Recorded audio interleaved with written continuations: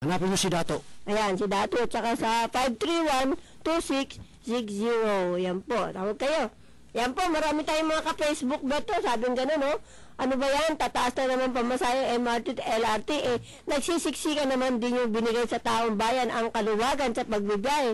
Pagod na nga sa work, siksikan pa. Dapat dagdagan nyo raw ang LRT transit kung itataas nyo ang pamasahe para di siksikan at yung CR, dagdagan nyo din po para di mahaba pila. Yan. Comment po galing kay Zariman Neteria. Ayun, yun po ang sinasabi. Kapag ang sa umaga sumasakay ka sa LRT, amoy melon. Pagdating ng melon? Pagdating ng hapon. Correct. Pagdating ng hapon, melon amoy. Sa siksikan talaga. Sa umaga, amoy melon. Pagdating ng hapon, melon amoy. Oh, yan. Makamakunan pa daw iba, sabi. Pero bakit ba naman ang lalaki patanggi sa mga siksikan? Yun ang gustong-gusto ng mga lalaki. Galit na ako, Sir Fidel, kasi may, sabi ko, ano ba yan? Pasensya kayo. Binubukol na yan, sabi ko. Pasensya kayo, binabangga lang naman kayo eh. Binabangga ako sa likod ng tigas-tigas. Yan, sabi pa niya, concerned citizen lang po ako, kaya ako sinilang sa mundo para mag-observe at magsalita. Yan, dinugtong pa ni German. Yan, sabi naman ni Clarissa Lintaglawas, like ko yan, I always experience, dati okay lang, mataas pa masay, basta komportable. Tama. Yan. Ano pa, ito pa, isa pa. Matraffic, commute ako pagpasok, hirap kasi mag-drive. Tama. Kaya sumasakay sila sa LRT. Sabi nga, tataasan daw ngayon ulit ang LRT sa LRT. Pinayagan na ni Pinoy.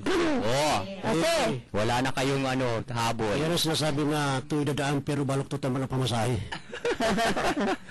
yan po ay dapat problema pa ng isang administrasyon. Kaya lang dito lang sa administrasyon ni Pinoy na pumutok yung balita na yan. Kaya siya tuloy ang nasisisi dahil lahat ng mga naiwan ay sa kanya pumutok. Tama. Kaya hindi natin malaman kung paano gagawin niya, di ba? Kaya matapos siya ng pagka-presidente, inanalo lang, maaangal na naman siya. Yan, kaya kailangan tulungan natin. Tulungan natin, huwag na natin diba? si Pinoy. Sama-sama tayo. Kumusta nga pala dun sa taxi driver na naghatid sa amin dito? Anong pangalan, Tita Rem? Sa Viva Taxi, ang pangalan. Viva Taxi, anong pangalan? Gwapo ba yan? Gwapo, siyempre, no? Anong pangalan? Ay. Remy Espejo? Remy Espejo. Hi! Kuya Remy, love you. Ayan, ano ba to? Meron daw, ano to? Video Carrera sa Malabon City, sa Line 1. Yes, sino yan? Ay, magpakilala ka, ha? Sandali, magpakilala ka muna. Kasi pangit yan.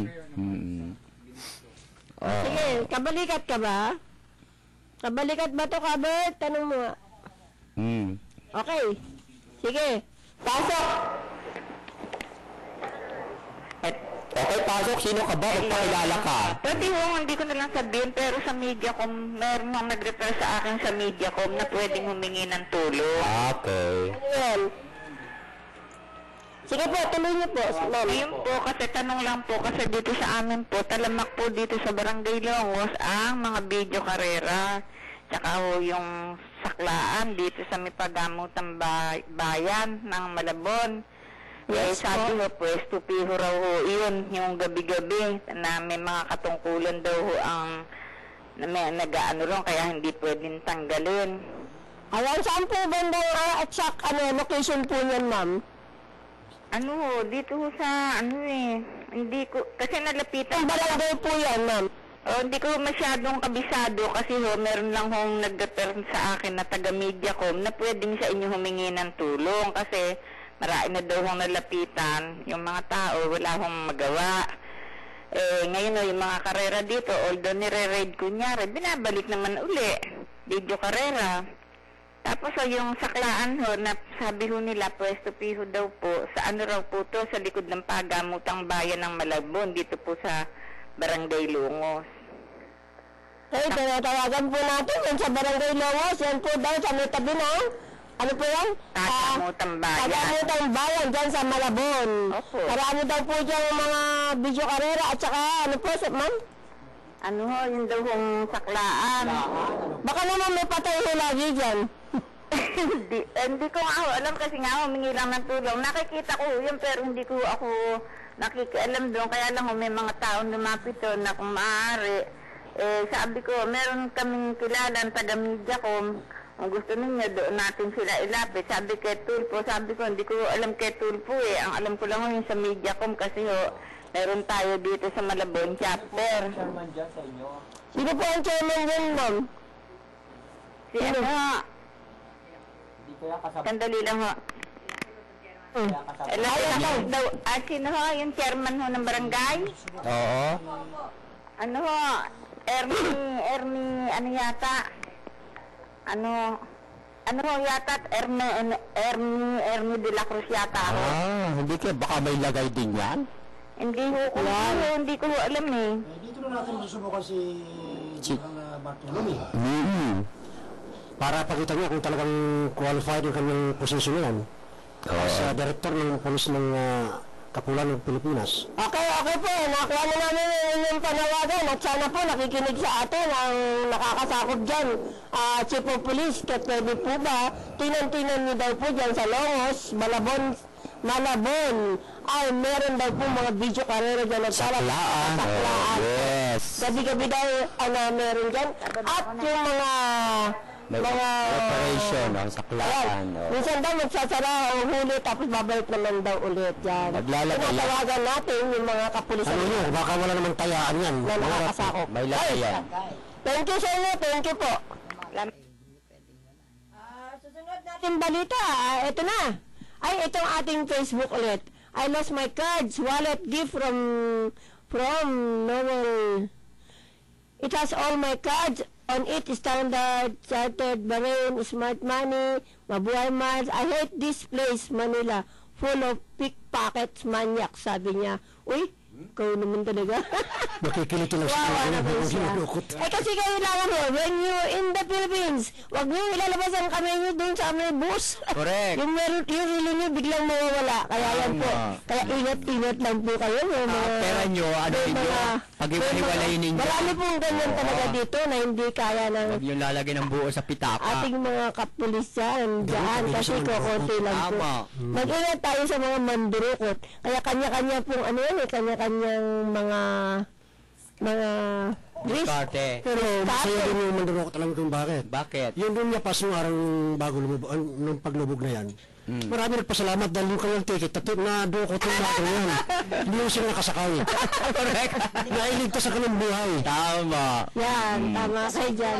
Oo. Diyan Iligtas sa MRT dyan nadukot yung Kaya yung doon niya pas na yan, order. hinanap pa yung mandurukot para pasalamatan ng nabukutan. Tama. Grabe. Hindi raw sila nabukutan ng ticket, nakakasakay sa doon. Kakais siya doon. Grabe. Nakakaliwa. Yan ang istorya sa Tacloban. Tama. Naging bayani pa yung magnanakaw. Kaya kung minsan may gamit din mga ganun eh.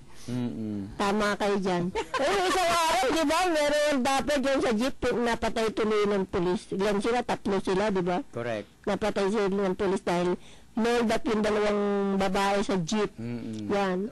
Marami talaga nangyayaring ganyan. Kaya ingat-ingat lang tayo dahil ano na ngayon eh, bare months na. Baka Kaya naghahanap sila ng pagkakakitaan. Correct. Yan, pero kawawa naman, pagka noldap na, papatayin pa. Yun ang pinaka grabe yung mangyayari. Grabe naman yun. Panahon na kasi ng mandurukot sa mga panahon na ito. Papasko na kasi. Kaya panawagan natin sa mga mandurukot, dukutin na lang ninyo, wag naman yung pati buhay o dinudukot. Sa akin, wala silang madudukot. Ayun, meron pa sasabihin si Kamena tungkol dun sa Rima. Magsalita ka pa ka, Rima. Okay. Go. Yung mga ginigiba dyan, mga dito sa Metro Manila at saka sa ibang lugar, pumunta po kayo dito sa DWAD para po matulungan namin kayo. Tuwing araw po ng Sabado, 1:00 hanggang 2:00 po ng hapon. Tawag po kayo sa telephone dito sa Rima Foundation. Ang telephone number po namin, DWAD. 531-6774 at 531-2660. Ayan, so Okay, isama niyo po yan. yung Saturday lang po yan. Siya yung kasama mo, taga saan po Ito si sila? Ate Mat. Taga saan po yan? Ganda, Taga saan ganda. kayo, ma'am? Parang Nandun po dami ako. nitong pera. Bulacan. Taga Bulacan. Sa Tondo. Sa Tondo rin po. Nandun po ako tumutuloy. Saan ka sa Tondo, Ate Mat? Sa Velasquez. Sa Bilas. Sa Bilas. Oy, marami tayong member ng... Ay, marami pong ano doon, yung mga problema po sa lupa nila. Meron pong umangking. ng lupa. Doon sa, ano po, kanina po, galing po ako doon. Mga 2 hektarya po yung kanyang, inaangkin daw po ni Mayor. Sa Caloocan. Sa Caloocan. Mga members na po ba sila ng RIMA? Meron po siyang mga dokumento. Pero minember niyo na po sa RIMA. Ay, hindi po, sinabi po mapamember muna siya sa Rimas Foundation. Para matulungan sila. matulungan siya. Anong masasabi niyo dyan ka? Member ng RIMA Foundation. Alam mo, kung hindi mo agapan ng ganung problema, dapat lumapit kayo kagad sa mga opisyal ng RIMA para kayo naman ay matugunan. Correct. So, ang mga kalaban natin sa property ito, hindi basta-basta tao yan. Kami lang katapat dyan sa mga taong yan. Kaya kayo, samantalain nyo na kami ay tumutulong sa inyo, lumapit po kayo sa amin. Yun lang ang kailangan namin ibigay sa inyo kung kayo hingi ng tulong, ay tutulungan naman kayo naman. Yes. Ano naman masasabi niyo, sir, dun sa meron ngayon dyan na nangyayari sa Quezon City, Yung sa Quezon City naman, ito ay yung Willie Torres na yan, Wilfredo Torres. Opo. Siya po yung pumapapel dyan. Yun ho ay peke ko ang mga dokumento niyan. Kasabat po yung judge na nagbigay sa kanya ng siya yung mamayari. Opo. Ay ngayon, yung mga tao niya, nagpa-file ng disbarment ng kanyang pagkabugado, yung judge na yan, alam ko pupunta yata lunes sa Senado para pag-usapan yan at itanong kay Willie Torres kung paano siya nagkaroon ng property. Samantalang ang RIMA ay nag-iimaktol para kunin mga tao yan at ipaglaban. Isa yan sa pinag-uusapan namin kanina. Correct. So kayo, alerto na ito, mga kaibigan, lumapit po kayo sa RIMA habang kayo sinusundot kayo ng mga mayaman na yan. Kawawa kayo. Ayan, napakinggan niyo po si Dato. Ayan po. Ano pa masabi niyo, sir? So kung kailangan yung lumapit, tawagan nyo ng telepono dito, ayon dito sa DIWAD. Sabihin mo itong number telepono dito. Okay, pati yung cellphone number nyo, ibigay nyo rin para Sa akin direct na, yung kayo. cellphone number ko. Oo. At 531-6774. Yung Yes. mga taga sa Quezon City po. Oo. Kung nangangailangan kayo ng tulong, magpa-member po kayo dito para matulungan kayo dyan ng RIMA Foundation. yes. At sa cellphone number ko po, 0916-2850-559. Yan po. Available po ito mga application form. Para masiyahan naman yung mga taong ating in-invite para maging matulungan natin. Automatically na kapag member kayo, kayo mo ang beneficiary ng property niyan. Lalakarin yung property niyan para sa inyo, hindi naman kayo aalis. Kaya, ayan, opo, tutulungan kayo ng RIMA Foundation para po hindi kayo mapaalis dyan, makuha ng isang nagpapakilalang siyang may-ari, ay pumunta lang po kayo dito kay Para kayo ay sa matulungan RIMA Foundation. sa inyong Opo. mga kinatitirikan Hindi na po lupa. kayo aalis dyan. Correct. Hindi kayo aalisin dyan. Yes. Yan, makipag-usap lang po kayo dito kay Fidel. Opo, pumunta po kayo dito.